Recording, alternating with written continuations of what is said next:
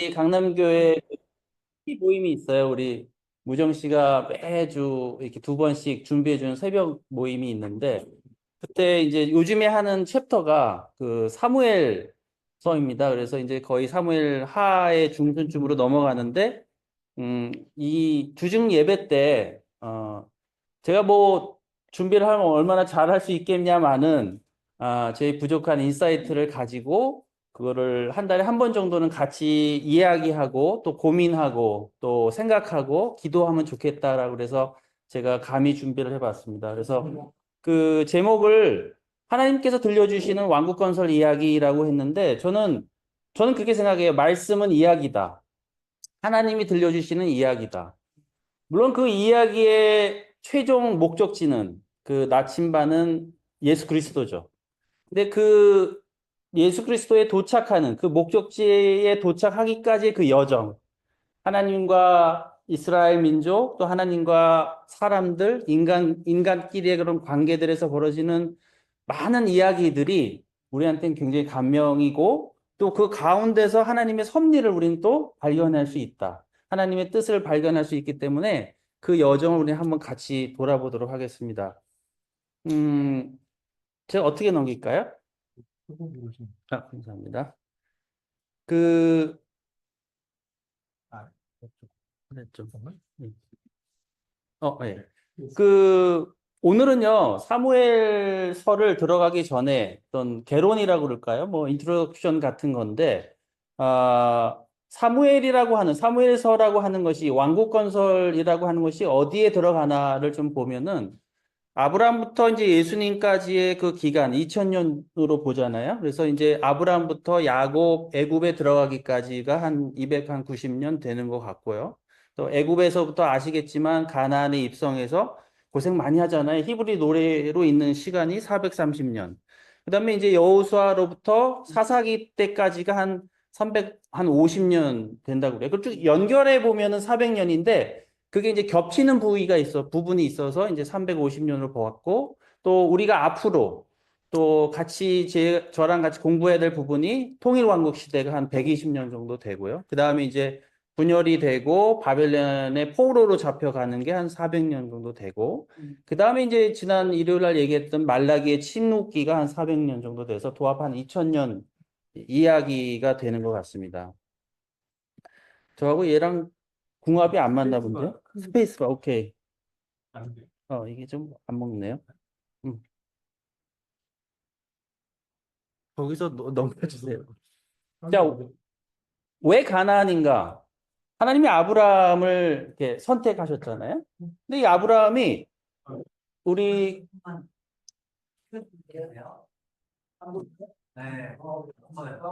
네, 마음의 문을 눈을 열고 다 아시는 얘기죠. 우리 뭐 근데 이제 주무시지 마세요. 네. 그 하나님이 그 아브라함을 선택한 곳이 어딘지 아시죠? 그 우루라는 데인데 우루가 저 메소포타미아 문명이 있는 데인데 그 티그리스 강과 유프라테스 강이 만나서 이제 페르시아만으로 흘러가는 그 초입에 있는 데가 우루인데 사실은 그 우루라고 하는 곳은 수메르 문명입니다. 그 수메르 문명이 메소포타미아 문명의 전신인 거죠. 근데 이제 하나님은 가나안의 그 아브라함을 선택해서 가나안으로 보냅니다. 아브라함을. 생소한 땅이죠. 근데 왜 하필이면 그곳으로 보냈을까요? 여러분 질문해 보신 적 있나요? 왜 하필이면 하나님이 한 사람, 한 남자를 선택을 했고 그 사람한테 어디로 가라라고 얘기하셨는데 그 얘기한 곳이 목적지가 가나안이잖아요. 왜 글로 가라고 지정을 해 주셨을까라는 질문을 혹시 해보신 적 있으신가요? 예. 교차점? 그렇죠. 교차점이죠. 예. 아시아 유럽으로 가는 거. 그렇죠. 예. 물론 하나님 계획이 다 있으셨겠죠. 저희들이 뭐 다 알 수는 없지만 한 가지 확실한 거는 이 가나안 지역이라고 하는 것은 메소포타미아 문명과 이집트 문명이 만나는 지역이고 위로 가면은 큰 계획이 있으셨겠죠. 유럽으로 갔잖아요. 그리고 옆으로 사이드로 이집트로 빠지면 아프리카로 갈 수 있고요. 아시아와 유럽과 아프리카가 만나는 교착점인 건 확실하다. 근데 이 땅이 어떤 땅인가 한번 보겠습니다. 그래야 우리가 왕국 건설을 이해할 수 있을 것 같아요. 야곱이 뭐 아브라함, 이삭, 야곱. 그래서 한 70명이 되죠. 근데 이제 기근이 심해서 이집트로 피난을 갔고 그때 마침 우여곡절 끝에 가 있던 요셉의 덕을 봐서 거기에 정착을 하게 되는데 아시겠지만 초반에는 좀 좋았다가 시간이 갈수록 세대가 변할수록 엄청난 고생을 하죠. 그래서 이 사람들은 거기서 430년간 히브리 노예라는 불명예스러운 어떤 이름을 갖고 있다가 이제 출애굽을 합니다. 모세의 인도하에 출애굽을 하고 그 다음에 여호수아는 모세 이후에 그 여정을 가나안 입성을 이제 이끌게 되죠. 제가 이제 가운데 사진을 넣은 거는 여러분들 다 아시겠지만 모세는 가나안 땅에 들어가지를 못하죠. 예. 그 무리바 물 사건이죠. 그래서 이제 하나님이 그 말하라고 그랬는데 지팡이를 막 이렇게 홧김에 2번 내리치는 바람에 그 모세는 가나안 땅에 입성을 하지를 못합니다. 그래서 느보산이라는 곳에서 근데 어떤 뭐 부디 찍었더라고요. 그래서 느보산에서 보면은 요단강 건너 그 유대 땅이 가나안 땅이 이렇게 보인다고 합니다. 430년 만에 밟아보는 땅, 자신의 선조 아브라함이 제일 먼저 정착했던 그 땅을 이스라엘 민족은 이제 향해 가면서 정복을 하기 시작합니다. 신명기 7장 1절 볼게요. 주 당신들의 하나님이 당신들이 들어가 차지할 땅으로 당신들을 이끌어 들이시고 당신들 앞에서 여러 민족, 곧 당신들보다 강하고 수가 많은 7민족인 헷족, 기르가스족, 아무리족, 가나안족, 브리스족, 히위족, 여부스족을 다 쫓아내실 것입니다. 가나안에 대한 이야기를 좀 더 해보도록 하겠습니다. 가나안은 원래 정착민들이 있었죠. 가나안 그 지역 안에만 한 7부족이 있었고, 그 주변으로도 한 대여섯 개 이상의 국가가 있었습니다. 어떤 뭐 부족이 있었는지 우리가 뭐 자세히 할 필요는 없지만 이름만 한번 훑고 넘어갈 텐데, 그 주변에 있는 그 5개의 나라도 잠깐 보긴 하겠습니다. 그 주변으로 뭐가 있었냐면 유명한 들어보셨을 것 같아요. 아말렉 쪽이 있었고 그 다음에 옆에 에돔이 있었고 그 에돔이가 모압입니다. 이제 그림을 좀 잘못 그리신 것 같은데 에돔, 모압, 암몬 그 다음에 이제 아모리 그 다음에 아람이라고 하는 곳은 뭐냐면은 다메섹 지역이라고 혹시 들어보셨는지 모르겠지만 다마스커스라고 하죠. 그 지역입니다. 그리고 하나 더 알아둔 저기 히위라고 맨 끝에 위에 보이시죠? 그 해안 쪽으로 있는 게 페니키아 지역입니다. 이게 우리가 유명한 두로, 시돈이 바로 거기에 있습니다. 다 아시는 건 아니시죠? 이렇게 넘어가겠습니다. 그래서 이제 이름을 제가 부족이 뭘 했냐는 우리가 자세히 할 필요 없고 그렇게 7부족이 있었다. 뭐 이 정도 알면 될 것 같고요. 맨 밑에 있는 여부스족은 예루살렘 지역이었다. 다윗 왕 때에 비로소 그 지역을 점령하게 됐다. 뭐 이 정도. 그 다음에 가나안 족속이 되게 그 지역의 메인을 차지했다. 뭐 이 정도 알고 넘어가도 충분할 것 같습니다. 블레셋 족속이나 그 주변 족속도 잠깐 이야기를 왜 언급을 하냐면 사무엘 이야기 또 구약의 이야기를 하다 보면 너무 많이 나오는 거예요. 그래서 제가 조금 표로 이렇게 좀 몇 자를 뭐 약간 요약해서 적어봤습니다. 여러분 뭐 다 아시는 이야기일 수도 있지만 블레셋 족속은 지금의 가자지구 철기 문명이 되게 발달했었고 그러니까 군사력도 셌었고 정치 조직도 되게 앞서 있었고 삼손, 사울, 다윗과 되게 전투에 항상 등장하는 족속이 블레셋 족속이었고 5대 도시가 있었습니다. 가사, 아스돗, 아스클론, 가드, 에글론이 있었는데 그 블레셋의 되게 큰 골리앗 장수는 어디 사람이다? 가드 사람이다. 반장이시네요. 여기 아주. 모범생. 탑 1등. 그 다음에 이제 엘리 시대 언약궤를 빼앗아간 놈들도 얘들이죠. 네. 사울이 전사한 전투, 길보아 전투도 블레셋 족속과의 싸움이고요. 모압은 이제 롯의 후손입니다. 그 아브라함의 조카였죠. 롯의 후손입니다. 별로 안 좋게 이제 자식이 나오긴 했지만 그 이스라엘과 혈연적으로는 가까웠는데 대립이 계속 됐었고 룻의 고향입니다. 지난번 우리 영균이 룻 얘기했었잖아요. 룻의 고향이고 발락 왕이 또 뭐 발람이라는 외부 선지자를 데려서 뭐 저주를 해달라 그러는데 축복했다 뭐 그런 얘기가 나오는 이야기의 배경도 모압 족속입니다. 암몬은 마찬가지로 룻의 후손이고요. 몰렉을 숭배했다는데 몰렉은 이제 좀 이따 보겠지만은 그들이 숭배했던 신인데 인신공양했어요. 인간 사람을 애들을 막 제물로 바치는 아주 안 좋은 족속이죠. 솔로몬이 암몬 여인에게 빠졌답니다. 그래서 몰렉을 섬겼다는 얘기가 나옵니다. 에돔은 에서의 후손입니다. 에서는 누군지 아시죠? 야곱의 형이죠. 예, 그래서 출애굽한 이스라엘이 지나가는 것을 이 사람들이 또 막았다? 막았죠. 예. 그래서 사이가 안 좋았죠. 이게 에돔입니다. 아말렉은요, 에서의 손자입니다. 그래서 에돔 족속의 분파인데요. 남쪽 광야 지역입니다. 유목 생활을 하며 이스라엘과 자주 충돌을 했고, 가장 집요하고 악랄한 안 좋은 족속이었대요. 그래서 하나님께서 특히 이 아말렉한테는 이런 얘기를 하셨답니다. 이름을 지워버려라. 이 이름을 쟤들은 지워버리겠다. 그랬다고 합니다. 예. 자, 가나안 땅에 입성을 할 때 하나님이 이스라엘 백성한테 너희들은 이거를 꼭 해라라고 얘기를 쭉 나열을 하시죠. 그 중에서 몇 가지를 보겠는데 신명기 7장 2절 5절에 나온 말씀인데요. 첫 번째는 뭐야라? 하나님이 너를 그 부족들을 그 가나안 족속들을 너희한테 넘겨주실 테니까 그들을 다 어떻게 해라? 다 없애라. 싹 없애라. 그 다음에 두 번째가 그들과 언약도 세우지 말고 그들을 불쌍히 여기지도 말아라. 세 번째는 절대 결혼하지 말아라. 혼인관계 맺지 말아라. 네 번째는 그들의 재산을 다 허물고 석상도 다 부시고 아세라 목상을 찢고 우상들을 다 어떻게 해라? 다 불살라버려라. 이게 이스라엘 민족이 그 땅에 들어가기 전에 해야 될 일이었어요. 하면서 해야 될 일이었어요. 제가 질문을 세 가지를 만들었습니다. 첫 번째가 하나님은 하나님 자신이 선택한 민족, 이스라엘 민족과 과연 어떠한 관계를 가져가기를 바라셨는가? 두 번째 질문은 하나님께서 이스라엘 민족에게 명령, 방금 읽었잖아요. 그 명령한 것들의 의미는 뭐였나? 왜 그렇게 명령을 하셨나?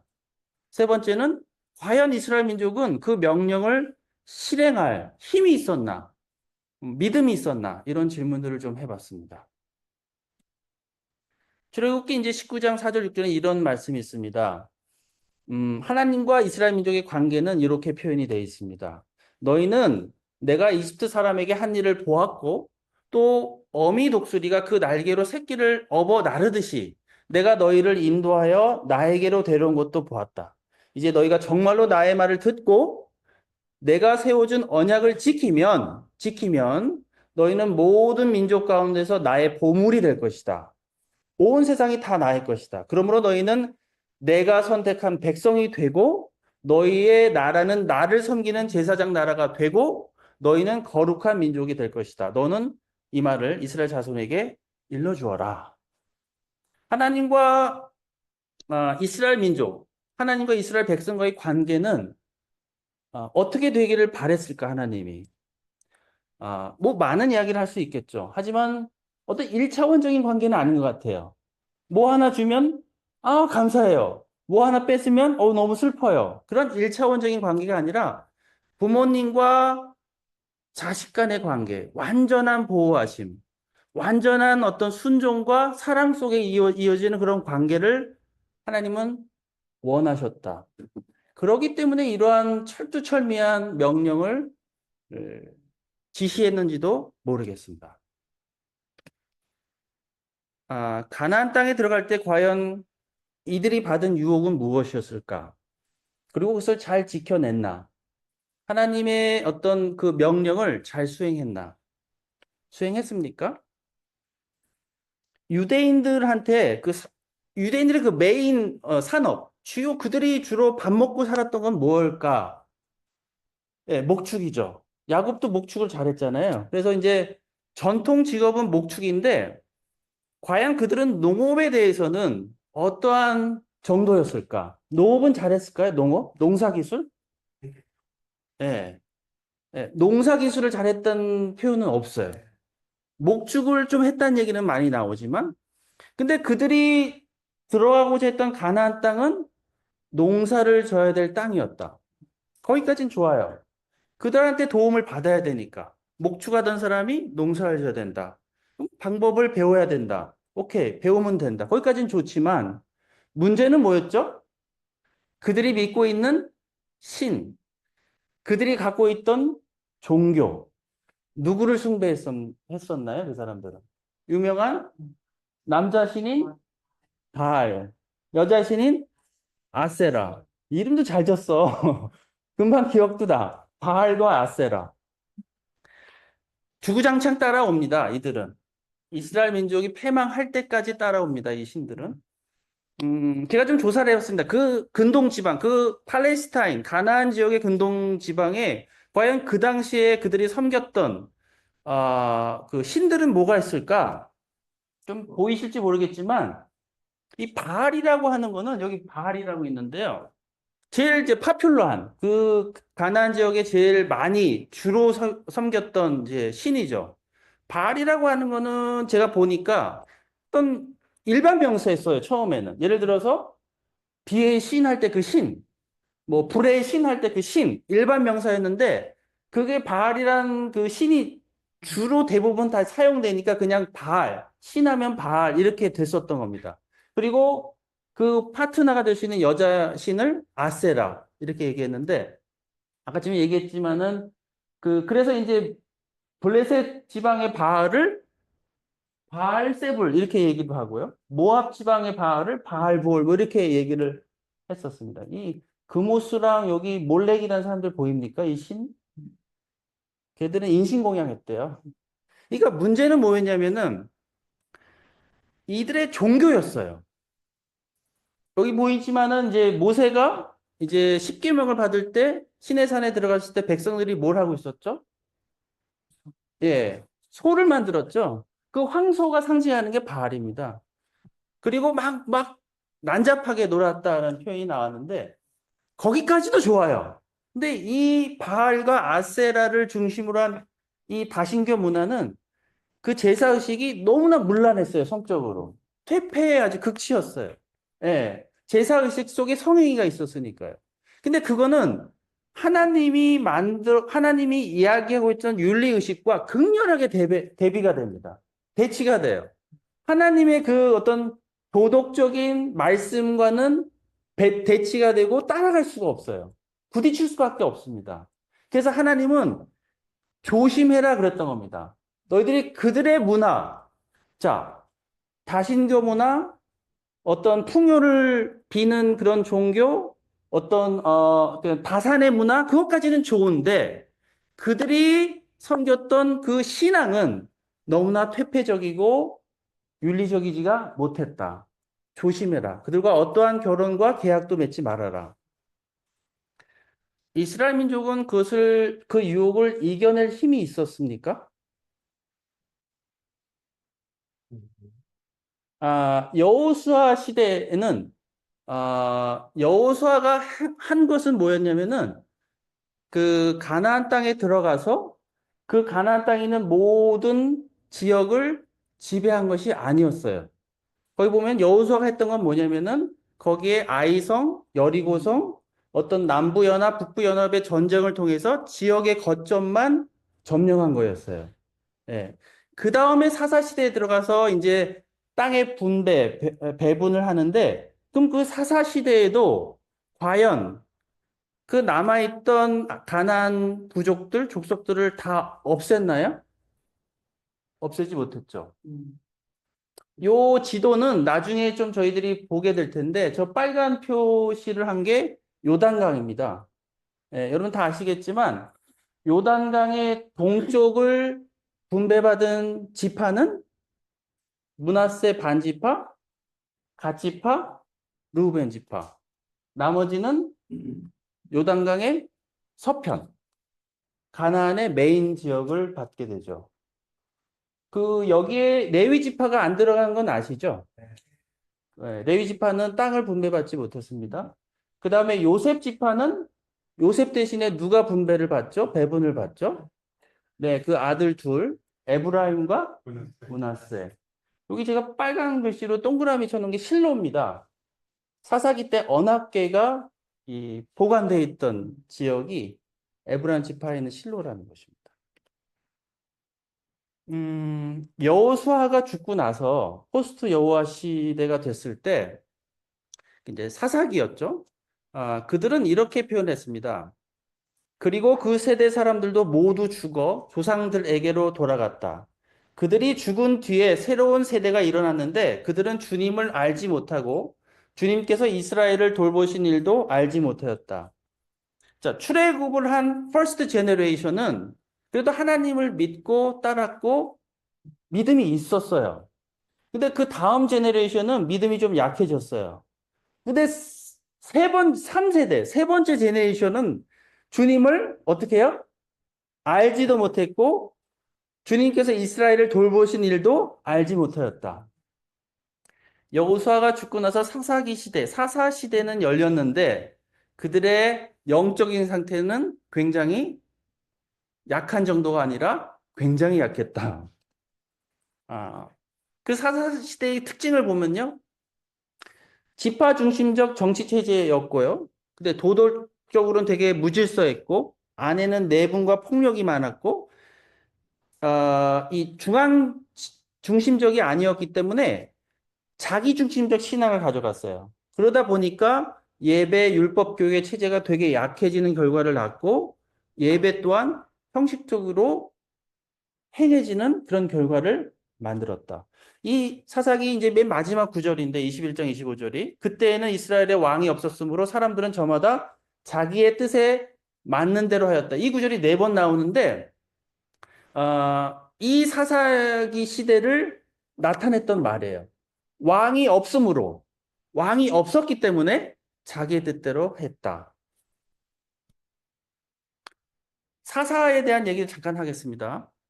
사사는 이 사사제라는 말은 제가 쓴 거예요. 사사제라는 건 어느 시스템이 아닙니다. 그냥 이렇게 사사가 통치하는 형태 이게 더 옳은 표현인데 사사들이 어떻게 통치를 했냐? 또 사사란 무엇이냐? 하나님의 부르심을 받아서 정치적, 군사적, 영적, 사법적 역할을 수행한 임시 지도자였던 거예요. 사사들은. 그리고 정식 왕은 아니었어요. 그래서 하나님께서 이게 2번이나 썼는데 하나님께서 직접 세우셔서 하나님의 뜻을 따라 민족을 구원하는 역할을 했고요. 사사기에서 이제 주로 언급된 사사들은 한 12명 되는데 거기에는 뭐 군사적인 역할을 했던 사람도 있고 그냥 법률 행정적인 재판만 하는 사사도 있었습니다. 나중에 혹시 뭐 다 읽어보셨겠지만 사사기를 한번 다시 읽어보실 수 있는 기회가 되기를 바라는데요. 하여간 별하별 일이 다 있습니다. 사사시대에는. 많이 무너졌어요. 단지파는요, 자기가 할당받은 영토에서도 벗어났고요. 그 10장 보면 미가라는 사람이 등장하잖아요. 미가는 개인 신당을 막 설치를 했어요. 그리고 레위 지파가 아닌데도 다른 지파 사람들을 데려다가 제사장으로 세웠고요. 심각한 성적 잔혹 행위도 있었습니다. 그 사사기 말면에 가면은 그 레위의 첩 얘기 나오면서 베냐민과의 그 충돌이 거기서 벌어지는 걸 볼 수가 있잖아요. 그다음에 죄를 지은 자를 또 보호해주고 인간의 생명을 막 경솔히 여겼다. 이 얘기는 뭐냐면 입다가 암몬인가요? 싸우고 나서 오면서 자기 딸을 이렇게 바치겠다는 서원을 하잖아요. 물론 처녀 서원을 하잖아요. 근데 이게 실제로 바쳤는지 아니면은 뭐 계속 평생 뭐 처녀로 살겠는지 뭐 해석이 분분하긴 한데 그것도 그 인신 제사의 어떤 그런 영향을 받은 거다 이렇게 얘기하는 사람들도 있었던 것 같습니다. 사사기 중간에 기도원의 기도가 나옵니다. 제가 읽어보겠습니다. 사사기 6장 13절 14절. 그러자 기도원이 그에게 되물었다. 감히 엽습니다만 주님께서 우리와 함께 계신다면 어째서 우리가 이 모든 어려움을 겪습니까? 우리 조상이 우리에게 주님께서 놀라운 기적을 일으키시어 우리 백성을 이집트에서 인도에 내셨다고 말하였는데 그 모든 기적들이 다 어디에 있단 말입니까? 지금은 주님께서 우리를 버리시기까지 하셔서 우리가 미디안 사람의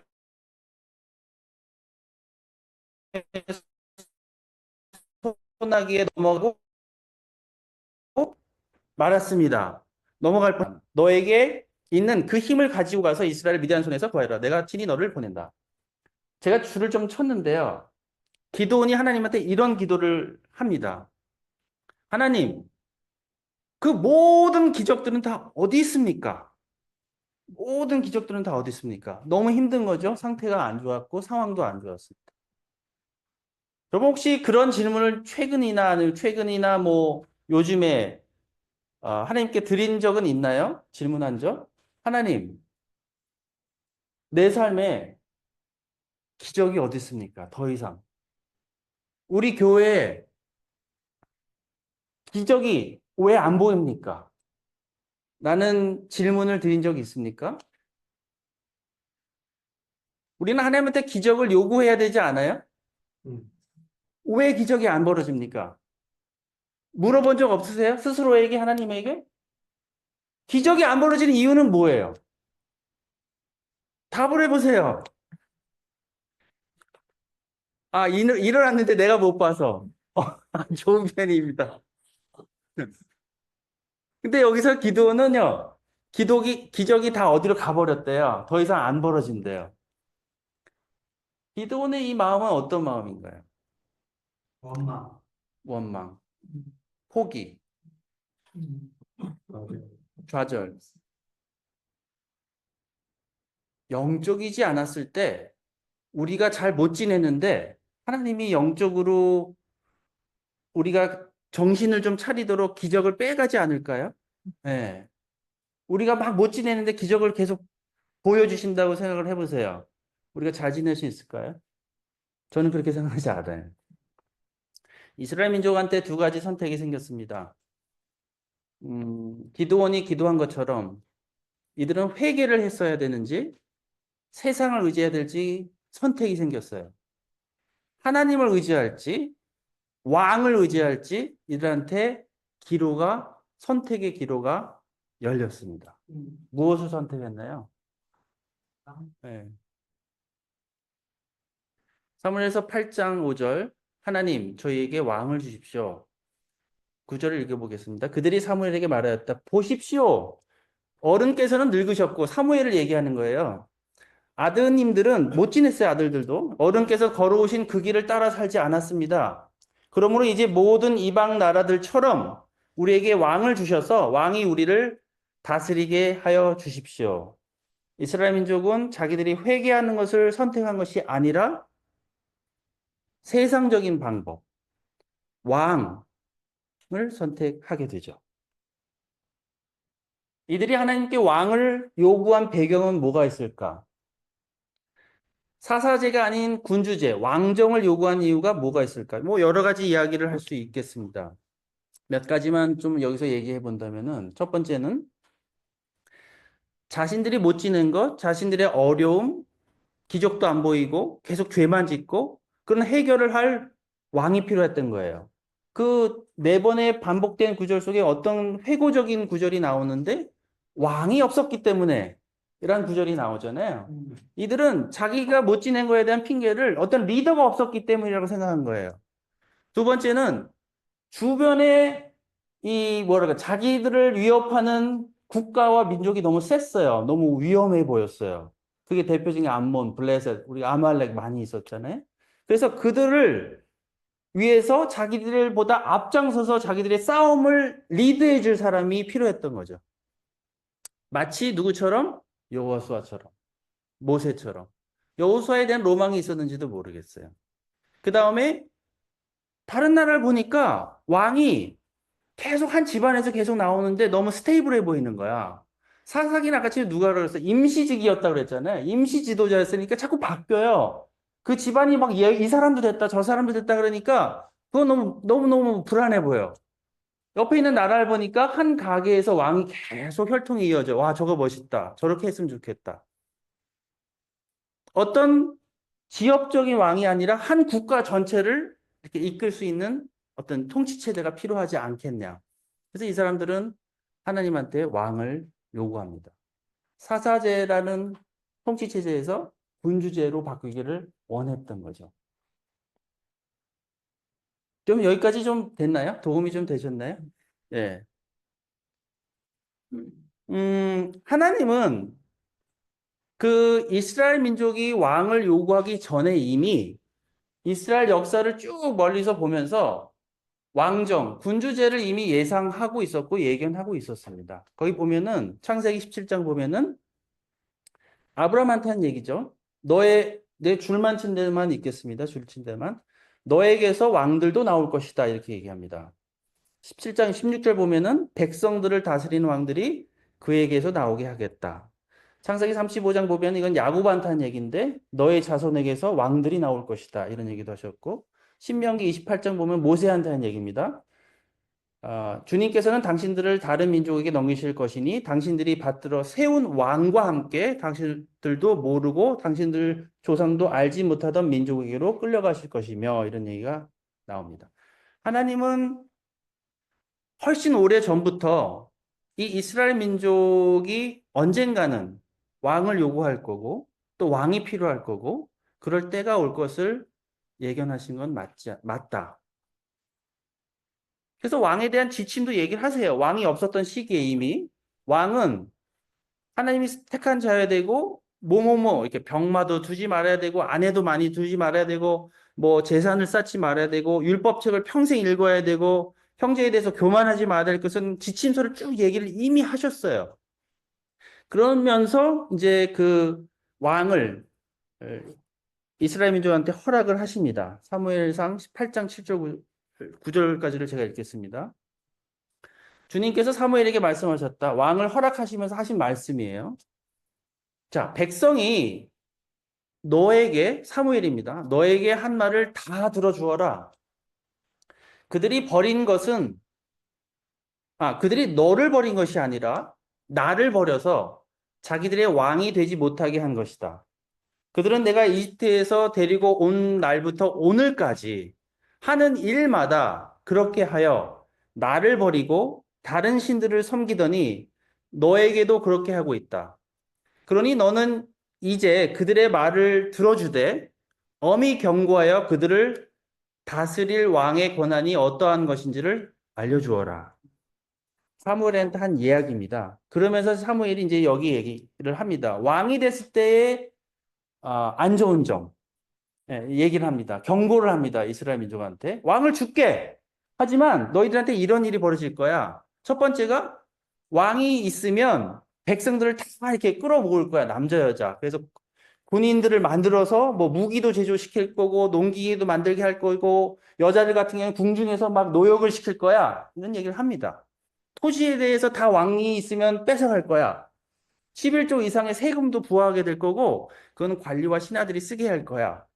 백성은 왕의 종이 되고 다시는 되돌아갈 수 없어. 이런 경고를 하게 됩니다. 너희들이 원하는 왕 줄게. 하지만 이런 일이 벌어질 거야. 음, 하나님이 걱정했던 게 이런 걸 수도 있죠. 예, 왕이 생기면 그 사람이 권력이 집중되고 백성들은 고생하는. 그것을 하나님은 걱정했는지도 모르시죠.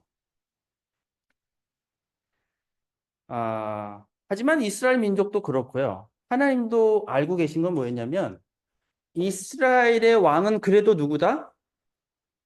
하나님이셨어요. 예, 하나님이셨어요. 근데 이스라엘 민족도 알고 있었어요. 이스라엘 민족이 원했던 그 왕정, 그 군주제는 뭐였냐면은 이집트의 모델은 아니었다 그래요.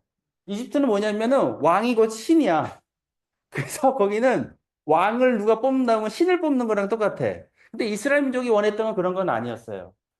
하나님의 대체자, 하나님의 일을 할 사람으로서 그 전까지는 사사였는데 이제는 왕을 뽑아달라는 얘기였거든요.